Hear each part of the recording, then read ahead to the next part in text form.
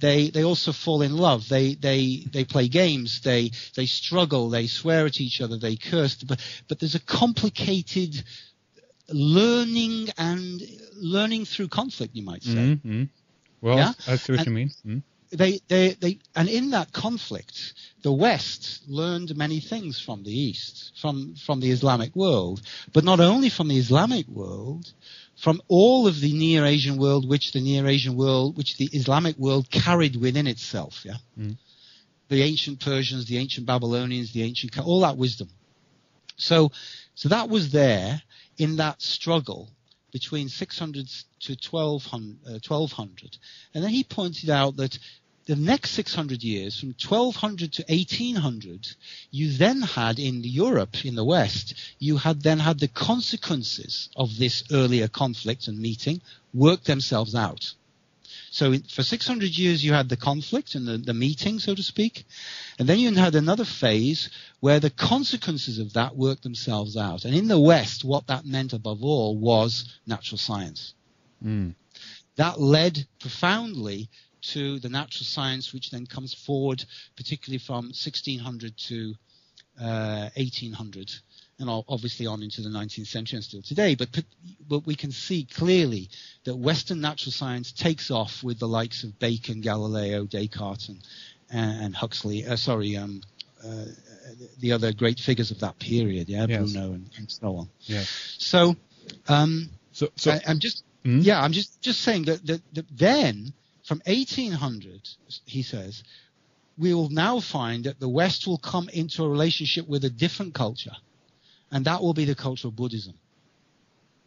You see, and if you then see that which stands under, there's a certain sense in which Islam stands under the sign of the moon, and that Buddhism, there's a certain sense in which Buddhism stands under the sign of what Steiner called the mercurial force. Right. So we see that within this particular symbology, that the Christian world, so to speak, comes into contact with the world of Islam, with the moon, and then comes into contact with the world. Let's call it by a shorthand Mercury. Yeah, we can maybe talk about that later, but there's a reason for that. But anyway, the contact for another 600 years between Christianity and Buddhism. And what do we find now? We find, I was in Germany last year, Dalai Lama everywhere. Before Tibetan Buddhism, it was Zen Buddhism. Before it was Zen Buddhism, it was Hinayana Buddhism. So there's a real now a meeting and a mixing and a tentative finding out between Christianity and Buddhism going on. You see. So this is a very interesting development over the course of time, which plays very much into the situation with regard to the Middle East, because what it means is that the phase of the working out of the meeting of Christianity and Islam is now over since 1800, and the Islamic world is now challenged to go through a new phase by itself. And I would just touch on something quite interesting here, because there are those in the Western New World Order forces, and I would particularly draw attention to people, for example, one very important New World Order supporting organization is the Economist magazine of London. And these people are very, very aware of these rhythms and times and periods of history. So you'll find that The Economist draws attention repeatedly, and has done, particularly since the early 90s, and late 80s when I started to get interested in them. It draws attention, Henrik, to the fact that the Muslim world is going through its own reformation. Okay? It's going through its own reformation. And that means, when you then reflect that right now, the Islamic calendar is, I think it's something like 1431 or something like the Islamic year. Right. Something, I can't remember exactly which it is, but I think it's something like that, 1431 or 1432. Should be, yeah. Something like that. That in other words, the Islamic world is going through its own 15th century. It's approaching that time when in the West you started to get Protestantism. You had Wycliffe and then Hus in Bohemia, the first seeds of Protestantism. Do you see? Mm-hmm, mm-hmm. And then you get a major split. That's what happened in the West. Now these New World Order forces in the West today are saying Islam is now going through the same process, and they're doing all they can to divide what they would call, for example, Shiites against Sunnis, mm-hmm. or so-called fundamentalist Muslims against moderates. That means compliant with the West Muslims. Yeah, mm-hmm. Muslims who will support the West. Right now, for example, Obama is now talking about, following on from Brzezinski, his mentor, he's following on with this idea, well, we have to split the Talibans. Yeah? Mm-hmm. Brzezinski is saying there's not one Taliban, there are Talibans in the plural. And that means we have to split the Talibans from those who are fundamentalist religious and those who basically can be bribed. Which means those who are prepared to go along with the Western way of doing things. Yes. Yeah. So they're looking to split the Islamic community, and they're trying to introduce into the Islamic Muslim intelligentsia and the Western intelligentsia who feel, let's say, akin to the Muslim intelligentsia, who are sympathetic to the Muslim intelligentsia. They're trying to introduce the idea that the Muslim world is going through a similar process that the West went through. That, in other words, that the Muslim world is going through its own, and I've even seen this phrase used, its own puberty crisis. Now that's very interesting, Henrik, because there is indeed a profound sense, and I think there is certainly truth in the notion that the West went through its own puberty crisis in the 14th century. Right. Well, yeah? This is very, very interesting, Terry. I definitely want to keep going, as it were, on this narrative and talk more about this. I want to ask you a little bit more, what will happen if this quote-unquote problem, so to speak, will be solved, if there's a solution to kind of individual but yet amalgamated church here, and kind of where we are now in that process, if that's the case. But so we'd love to continue talking here in hour 2 with you more, Terry, if you're up for that. But before we do that, though, I definitely want to touch briefly upon the AV2 conference upcoming, what you'll be addressing there. I want to mention your book again, and maybe you can mention your website again as we round off hour 1 here. Right, fine, Henrik. So go ahead and tell us a little bit about what you'll be. We'll go into this in more detail at the AV2 conference, or we'll go in another direction. Well, I just finished talking before that in the first hour about this notion of the puberty crisis of the West in the 14th century, yeah?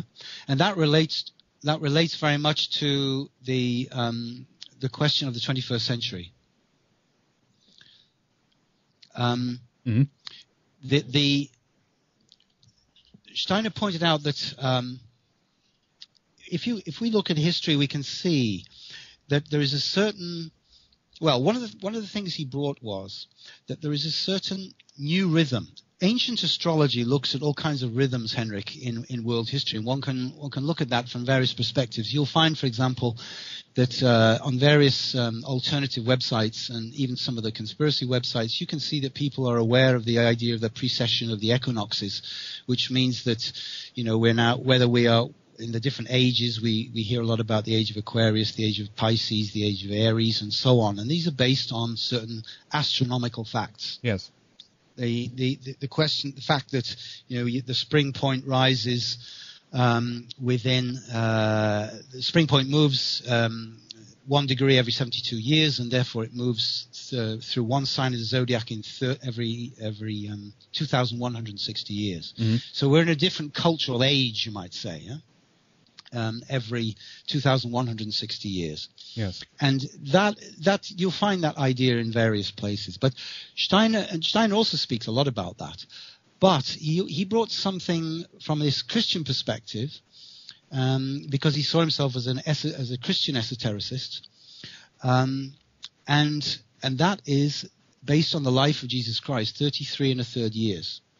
And he said 33 and a third years times 3 makes a century, of course. Yeah? Mm-hmm, yeah. And the point is that he pointed out that a social impulse, whether for good or bad, that is implanted, will experience you'll be able to see a kind of resurrection of that impulse 33 and a third years later.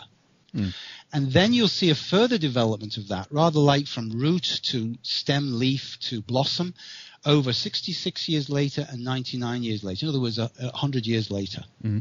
So that means that 100 years, the period of a century, has a certain historical validity to it. Now, that obviously for your listeners, Henrik, that can only be a hypothesis, and I would only say, this is not something I'm going to prove to you now on the show, but it's something I've become convinced of from my studies of history, mm-hmm. of the truth of this, because one way in which maybe your listeners might look at it for themselves is to compare a century of Western history to what happens in the life of a human child. Mm-hmm. That means if you look at the life of a child, let's take the 4th year, the 7th year, the 9th year, the 14th year, and the 21st year.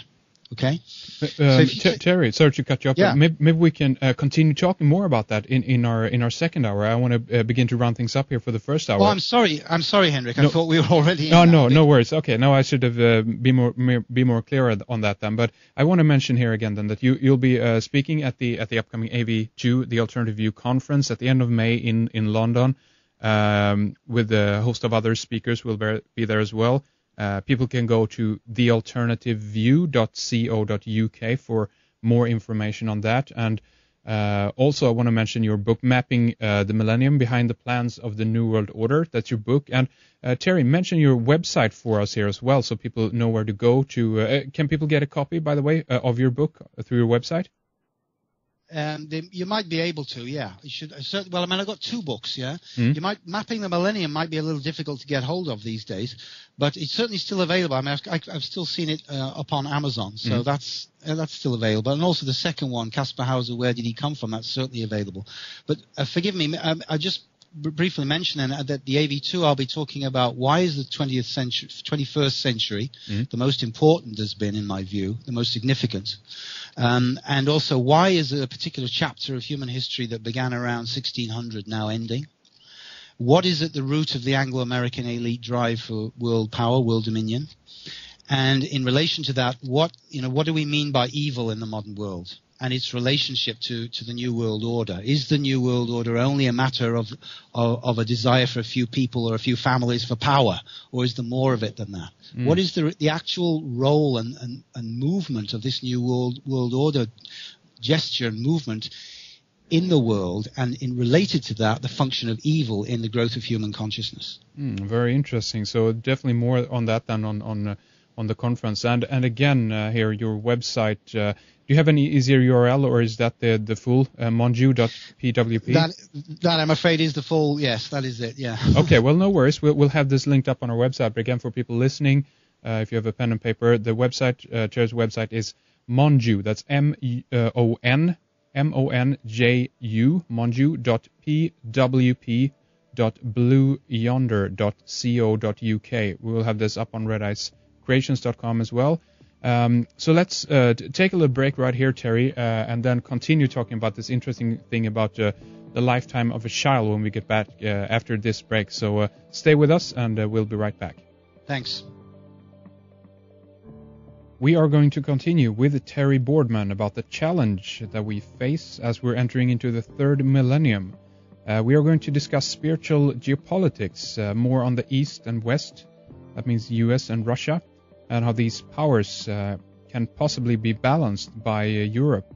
We're going to talk about the binary system versus the power of the Trinity. We'll also discuss more on Rudolf Steiner, the New World Order plans and their subversions.